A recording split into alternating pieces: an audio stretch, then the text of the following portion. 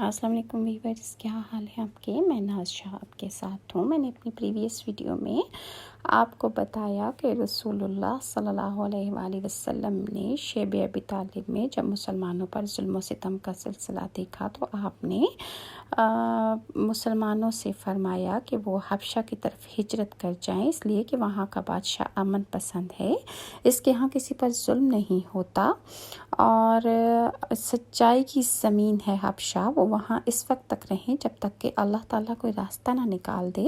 اس کے بعد مسلمان حبشہ کی طرف جانے لگے۔ یہ ہجرت دین کی راہ میں فتنے کے خوف سے تھی، یہ اپنے دین کی خاطر اللہ کی طرف ہجرت تھی، اسلام کے لیے سب سے پہلی ہجرت تھی۔ ابن اسحاق کا بیان ہے کہ حبشہ کے مہاجرین کا پہلا قافلہ 10 لوگوں پر مشتمل تھا، ان کے نام بھی اس میں دیے گئے ہیں۔ سعد کی روایت ہے کہ یہ کل 11 مرد اور 4 خواتین تھیں۔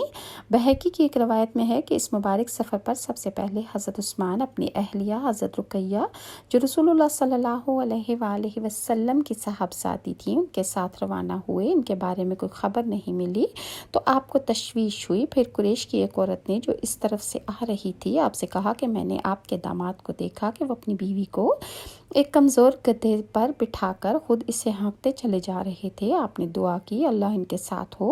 فرمایا حضرت لوط کے بعد حضرت عثمان پہلے شخص ہیں جنہوں نے اپنی بیوی کے ساتھ خدا کی راہ میں ہجرت کی ہے۔ اس سفر پر لوگ خاموشی سے یکے بعد دیگرے نکلے تاکہ کسی کو خبر نہ ہو۔ ان میں سے بعض مسلمان تنہا تھے، بعض کے ساتھ ان کی بیویاں تھیں، زیادہ تر پیدل تھے اور یمن کے راستے میں ساحل پر واقع ایک وادی ہے، وہاں پہنچے۔ اللہ کا کرنا ایسا ہوا کہ اس وقت تاجروں کی 2 کشتیاں لنگر انداز ہوئی، نصف دینار کے کرایہ طے کر کے یہ لوگ اس میں سوار ہو کے قریش کو ان کے سفر کی اطلاع ملی تو انہوں نے اپنے آدمیوں کو دوڑایا، لیکن کشتیاں روانہ ہو چکی تھیں۔ اس کے بعد حضرت جعفر اور دوسرے اصحاب نے ہجرت کی۔ حبشہ ہجرت کرنے والوں کی کل تعداد ابن اسحاق نے 83 بتائی ہے۔ کہتے ہیں کہ اس تعداد میں حضرت عمار بن یاسر بھی شامل تھے، لیکن ان کے بارے میں شبہ ہے کہ انہوں نے حبشہ ہجرت کی تھی یا نہیں۔ اس میں کم سن اور گود کے بچوں کا اور بچوں کا جو حبشہ میں پیدا ہوئے شمار نہیں کیا گیا ہے۔ اس کے علاوہ خواتین تھیں جن کی تعداد 18 بتائی جاتی ہے۔ واقدی کا بیان ہے کہ جب حبشہ میں یہ ہجرت کر کے یا حبشہ کی ہجرت کی جب خبر پہنچی تو اہل مکہ نے سجدہ کیا اور وہ سب اسلام لے آئے ہیں، تو مہاجرین نے سوچا کہ اب مکہ میں ان کا مخالف کون رہ گیا ہے، یعنی کفار مکہ نے یہ افواہ اڑا دی تھی کہ مکہ میں سب لوگ مسلمان ہو گئے ہیں، تو بہت سے مہاجرین جو تھے وہ واپس لوٹنے لگے۔ یہ غلط فہمی کیسے ہوئی، یہ افواہ کیسے پھیلی؟ تو مورخین نے لکھا ہے کہ مشرکین کے سجدے کے واقعے کو جس کسی نے نقل کیا ہے، اس نے جب دیکھا کہ رسول اللہ صلی اللہ علیہ وآلہ وسلم کی اتباع میں مشرکین نے سجدہ کیا ہے تو اس نے سمجھا کہ وہ اسلام لے آئے ہیں اور وہ آپ کے ساتھ صلح ہو گئی ہے اور کوئی جھگڑا باقی نہیں رہا۔ مہاجرین حبشہ کو جب یہ خبر ملی تو انہوں نے اسے صحیح سمجھ لیا۔ کچھ لوگ مکہ واپس ہو گئے اور کچھ وہیں رہے۔ جو لوگ حبشہ سے مکہ واپس ہوئے ان کی تعداد 33 تھی۔ ابن حشام نے فردن ان کا ذکر کیا ہے اور یہ بھی بتایا کہ وہ کس کس قبیلے سے تعلق رکھتے تھے۔ حبشہ سے جو اصحاب مکہ واپس آئے قریش نے ان کے ساتھ پہلے سے زیادہ سختی شروع کر دی، زیادہ دشمنی پر اتر آئے، تو رسول اللہ صلی اللہ علیہ وآلہ وسلم نے انہیں دوبارہ حبشہ کی طرف ہجرت کرنے کی اجازت دی۔ جو اصحاب حبشہ سے واپس ہوئے ان میں سے بیشتر پھر حبشہ روانہ ہو گئے، ان کے ساتھ کچھ نئے اصحاب بھی تھے۔ مہاجرین حبشہ جن حالات سے گزرے اس کی رداد ہمیں ام سلمہ، حضرت عبداللہ بن مسعود، حضرت جعفر طیار اور حضرت عمرو بن العاص کی روایتوں سے ملتی ہے، اور حبشہ ان مہاجرین کے لیے اچھی پناہ گاہ ثابت ہوئی اور وہاں انہیں اطمینان اور سکون سے رہنے لگے۔ حضرت ام سلمہ بیان کرتی ہیں کہ جب حبشہ پہنچے تو ہمارے ساتھ نجاشی کا سلوک بہت اچھا رہا۔ نجاشی اس وقت کا بادشاہ تھا، وہ ہمارے لیے بہترین پڑوسی تھے۔ دین کے معاملے میں ہم محفوظ و مامون ہو گئے، کوئی ہمیں کسی قسم کی تکلیف نہیں پہنچاتا تھا اور نہ کوئی پسندیدہ بات ہمیں سننی پڑتی تھی۔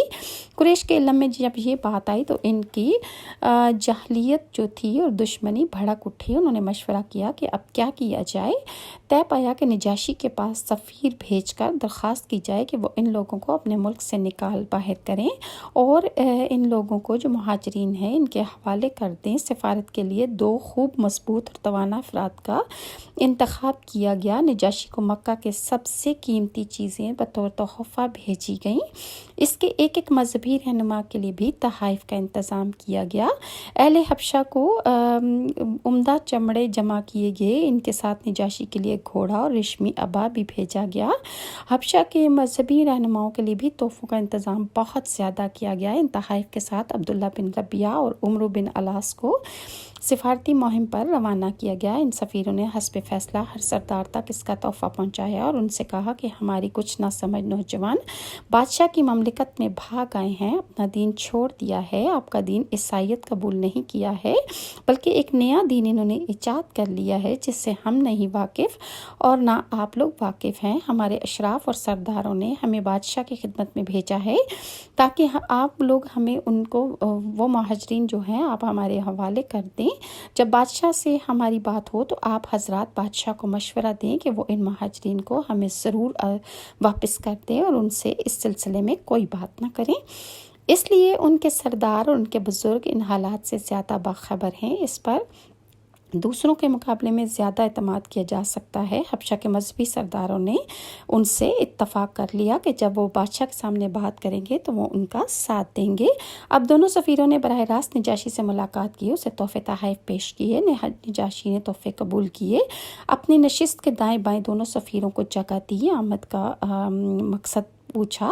انہوں نے وہی باتیں دہرائیں جو کہ پادریوں سے کی تھیں کہ ہمارے کچھ نہ سمجھ لوگ آپ کے ملک میں بھاگ آئے ہیں، لہٰذا آپ ان کو ہمارے حوالے کر دیں، اور انہوں نے کوئی نیا دین اختیار کر لیا ہے۔ ان کی قوم کے سرداروں نے، ان کے خاندانوں کے بزرگوں نے، ان کے باپوں اور چچاؤں نے، جن قبائل سے ان کا تعلق ہے، ان کے نمایاں افراد نے ہمیں آپ کی خدمت میں بھیجا ہے تاکہ آپ انہیں وطن واپس لوٹا دیں۔ سفیروں نے بھی نجاشی کو سمجھانے کی کوشش کی کہ اس مسئلے میں وہ مہاجرین سے کوئی بات نہ کریں، اس لیے کہ ان کی قوم ان کے غلط فکر و عمل سے دوسروں کے مقابلے میں زیادہ واقف ہے۔ حقیقت یہ ہے کہ دونوں سفیروں کو یہ سخت ناگوار تھا کہ بادشاہ مہاجرین کی گفتگو سنے۔ انہیں اندیشہ تھا کہ اس سے نجاشی متاثر بھی ہو سکتا ہے۔ مجلس میں جو سردار اور مذہبی رہنما موجود تھے انہوں نے بھی سفیروں کے اس خیال کی تائید کی کہ مہاجرین سے گفتگو ہرگز نہ کی جائے۔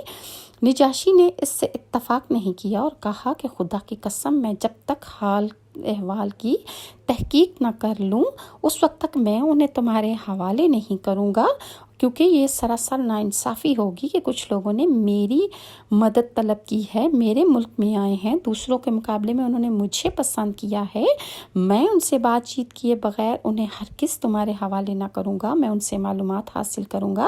اگر سفیروں کی بات درست نکلی تو انہیں ان کے حوالے کر دیا جائے گا اور انہیں ان کی قوم کے واپس بھیج دوں گا، لیکن اگر دوسری بات ہوئی تو میں انہیں سفیروں کے حوالے ہرگز نہ کروں گا جب تک کہ وہ میرے پاس ہیں، ان کے ساتھ اچھا سلوک کیا جائے گا۔ مہاجرین سے گفتگو سے پہلے نجاشی نے مذہبی رہنماؤں نصارہ کے علماء پادریوں کو طلب کیا۔ وہ حاضر ہوئے، ان سے کہا کہ اپنے صحیفے کھول لیں، غالباً اس خیال سے کہ دیکھیں ان مہاجرین کی باتوں کی ان صحیفوں سے تصدیق ہوتی ہے یا نہیں۔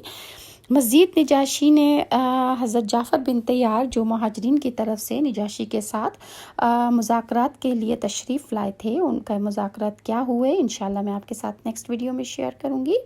اگر ویورز آپ کو میری ویڈیوز اچھی لگتی ہیں تو کائنڈلی لائک اور سبسکرائب ضرور کیجیے۔ نیکسٹ ویڈیو تک کے لیے ناز کو اجازت دیں۔ اللہ حافظ۔